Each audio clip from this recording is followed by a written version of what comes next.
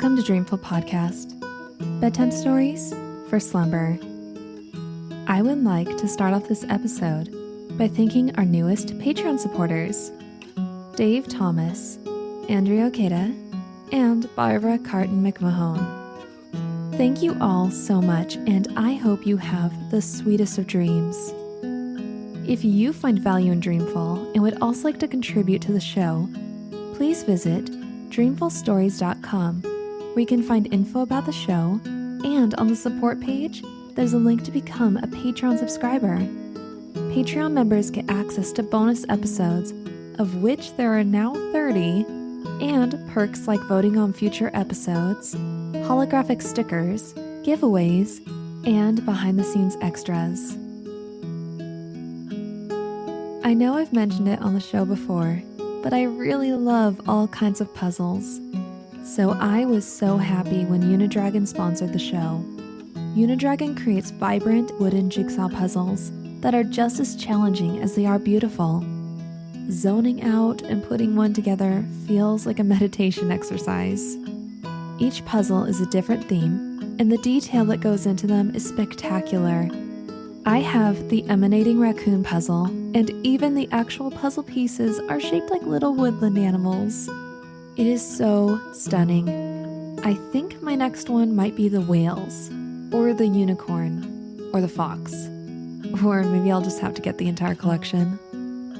Unidragon is giving Dreamful listeners 10% off their puzzles until August 1st, 2021. Go to tinyurl.com/Unidragon or search for Unidragon on Amazon and use code DREAMFUL at checkout for 10% off your order. This discount is only valid on Amazon.com, and I have put a link in the show notes. There are so many things that can affect sleeping habits, and mental health is definitely one of them. That's why this episode is proudly sponsored by BetterHelp. BetterHelp will assess your needs with a quick and comprehensive survey and match you with your own licensed professional therapist.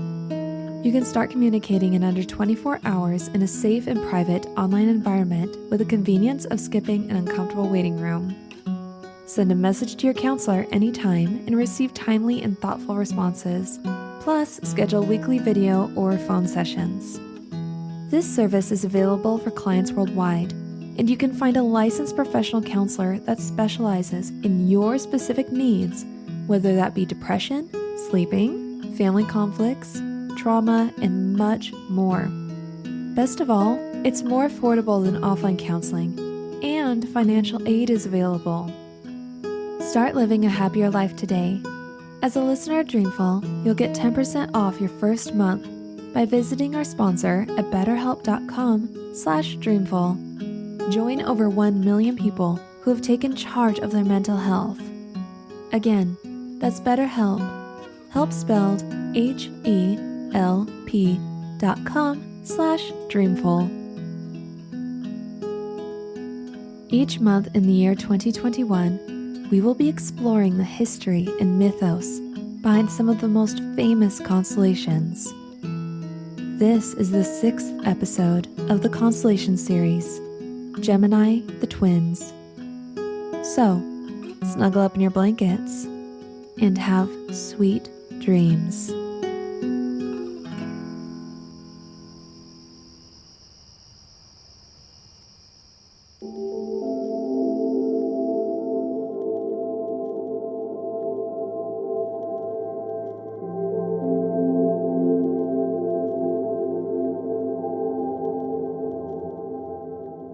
In the northern celestial hemisphere is the constellation of Gemini.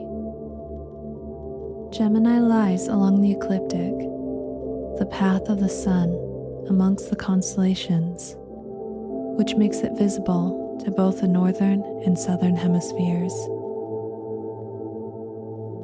Within this constellation is the origination point of the Geminids meteor shower, whose brilliant meteors are caused by a Palladian asteroid, one of the only showers not caused by a comet.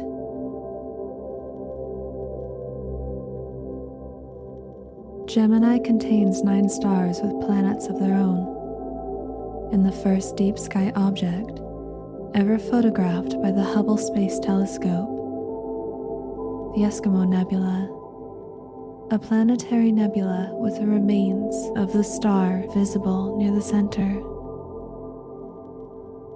It is called the Eskimo Nebula due to the fact that the nebula resembles a face surrounded by a fur parka. The ancient Babylonians saw the constellation as the Great Twins, fully armed warriors who would travel to and from the underworld and guard the entranceway to the realm of the ancestors. They were believed to protect the world from evil beings who would use the portal to bring plague and disease to Earth. The 2 brightest stars in Gemini are Castor and Pollux, aptly named for the twins that make many appearances in Greek mythology. In this story, the Spartan queen had given birth to twin boys, Castor and Pollux. Though they were twins, Castor was mortal, and Pollux was a demigod, for they were also children of Zeus. The 2 boys grow up to be quite different, yet inseparable. Castor becomes a renowned horse master, and Pollux makes a name for himself as a boxer. Together, they rise to the occasion when called upon to assist in hunting the Caledonian boar, a monster which had been sent by Artemis to ravage the region of Caledon. King Oeneus of Caledon had forgotten to include the goddess in his offerings during the annual harvest sacrifices. Insulted, Artemis let loose a dreadful boar with bloodshot fiery eyes, whose throat would open with lightning that scorched the earth. The boar rampaged through the countryside, destroying vineyards and crops, until it was at last vanquished by the many heroes that came to the king's aid. Later, Jason enlists them to join the Argonauts in the quest for the Golden Fleece. During this time, Pollux took part in a boxing contest and defeated the previously unbeatable King Amycus of Bithynia. It was during this journey that the seas raged against the Argonauts until the twins prayed to Poseidon to calm the seas. When the storm calmed, stars appeared above their heads, and Poseidon had made them protectors of sailors and shipwrecked men.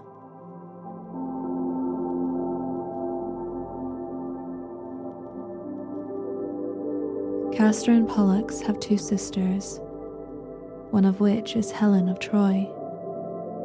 When she was young, beautiful Helen was abducted by Theseus, king of Athens. The twins again banded together and invaded the kingdom to rescue her. In revenge, they took Theseus's mother to serve Helen. As is the weakness for many heroes of legend, the undoing of Castor and Pollux begins when they fall in love. The brothers aspire to marry the daughters of the White Horse, Phoebe and Hilera. However, both women were already betrothed to Castor and Pollux's cousins, Lynceus and Idas of Messenia. Castor and Pollux carried the women off to Sparta, wherein each had a son. And so, a feud was born between the cousins. One day, Castor and Pollux went on a cattle raid in Arcadia with their cousins Idas and Lynceus. After the successful raid, the group gathered to celebrate the success and divided the cattle. As they rested for the night, Idas prepared a cow and chopped it into 4 portions. Then, giving each member a piece of the meat, Idas suggested a wager. Whoever eats their share first should get 1/2 of the cattle, and the person who finishes second should have the other half. Castor and Pollux, feeling hungry and loving competition, happily agreed.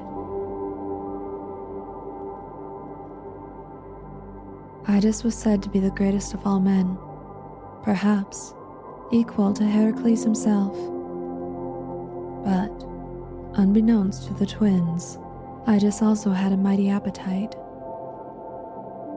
The brothers were biting into their meat when they noticed Idas had already bit half of his share in one bite. In a frenzy, they ate faster. But before they knew it, Idas not only ate his, but also his brother's share. The following day, Idas and Lysenias headed towards Messenia with their prized cattle, and Castor and Pollux headed towards Sparta empty-handed. The twins felt that they had been deceived by Idas and wanted revenge for the deception.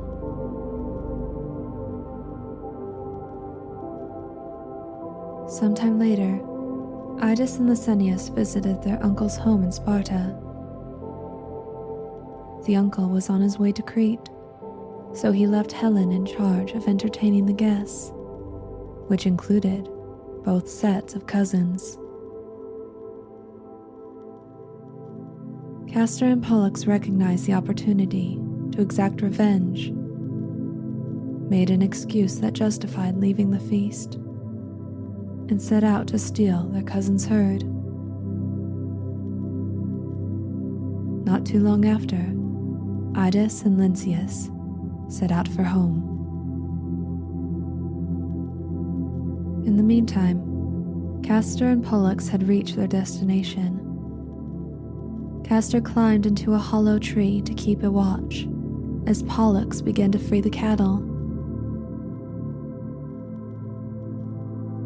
Lynceus, whose eyes were as sharp as a bird of prey, stood on top of Mount Taygetus and spotted Castor hiding inside the oak.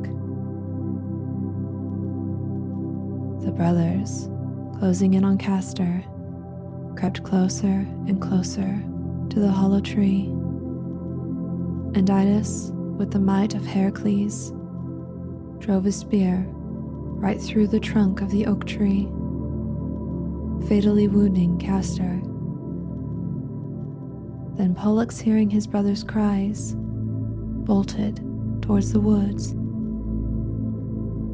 Idas and Lynceus stood next to a large column and waited for Pollux. When Pollux arrived, Idas picked up one of the columns and hurled it at his chest. Pollux quickly dodged the oncoming marble missile and drove his spear into the ribs of Lynceus. Before Idas could kill Pollux, Zeus hurled a fiery thunderbolt at Idas, killing him instantly. Pollux rushed to his brother Castor and found him still breathing, but knew his life was fading fast. Pollux held Castor in his arms and tearfully called to his father, Zeus. "O Father, what end then shall there be of my sorrow? I cannot be in this world without my beloved brother." Zeus heard his son's pleas, then made an offer. My son, of these things I will give you a choice. If, on the one hand, you are willing to escape death and live upon Olympus in company among the gods, there is a rightful place for you. But if in your brother's behalf you contend, and are minded to share out your immortality, then half your life you must breathe beneath the earth, and half in the golden abodes of heaven. Pollux, unwilling to lose his brother, agreed to share his immortality with Castor. Zeus granted his son's request, and so Castor and Pollux became the two brightest stars, forever immortalized in the constellation Gemini. And as emblems of immortality and death, they shared in the heavens and the underworld.